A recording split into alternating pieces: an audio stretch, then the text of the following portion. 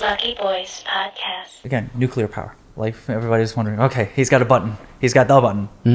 Oh yeah, that's been that's been in the news. Do you think that he would ever use it? I mean, a lot of it when Trump was in office, I saw a lot of back and forth in the media with those two, with Kim Jong-un and Donald Trump, and eventually they seem publicly to get along at one point where they reached some sort of agreement and peace. And all of a sudden, then it's back to the old ways. I'm going to look at this rocket that I'm testing again, and what? So a lot of times when that happens, it's them saying that we want something, right? We want whether something economically or food or something like that, some sort of resource, right? And I mean, let's put it this way, okay? Let's take away the political ideologies, okay? I go back to the playground a lot, okay? There's a big kid there and he's bullying you, right? Okay, so you got to even the playing field. What do? Pocket sand, or like grab a stick or a rock, right? So in that sort of sense, is there some rationale to what this guy is doing? And from a geopolitical standpoint, it would seem so, right?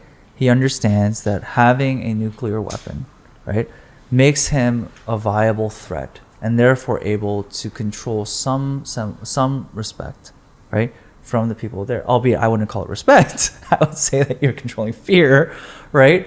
But there is that sort of power play going on, right?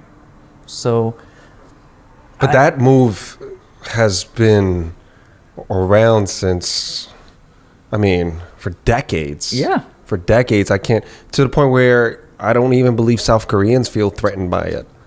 I saw this YouTube clip, and this guy, like one of those propaganda one of those videos one of those man on the street YouTube clips, right? And it's a very small test group, okay? But he's randomly going up to people in South Korea, asking them, "Hey," and this was while Trump was in office. Are you afraid of the threats that's coming with nuclear? And they're like, "No." Yeah. No, everyone's like, "Yeah, it happens all the time now." Yeah, It's exactly. like walk in the park. Yeah. They all unanimously said this. Yeah.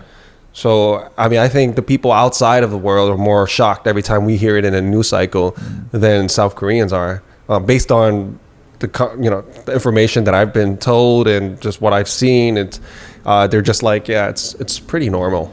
You're absolutely right. It's like the boy who cried wolf. Yeah. Right. Eventually, you go, yeah, no, there's no wolf. That's dangerous. Then why not move in? Why not move in and just get rid of Kim Jong-un? If it's a bluff, then why even right now? care that you listening to him when he's oppressing 24 million people? Well, there's a little neighbor called China.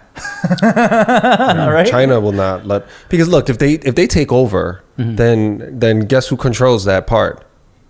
United States, right? Yeah. They control the foothold ports in the Asian mainland, Oh, okay. right? Yeah. I mean, correct me if I'm wrong. It's a peninsula on the mainland, so and again, this is where the whole proxy thing comes into place. Like my brother back when he was studying in school, his paper was on North Korea, right? He went to Princeton, smart guy, thinks he's smart, right?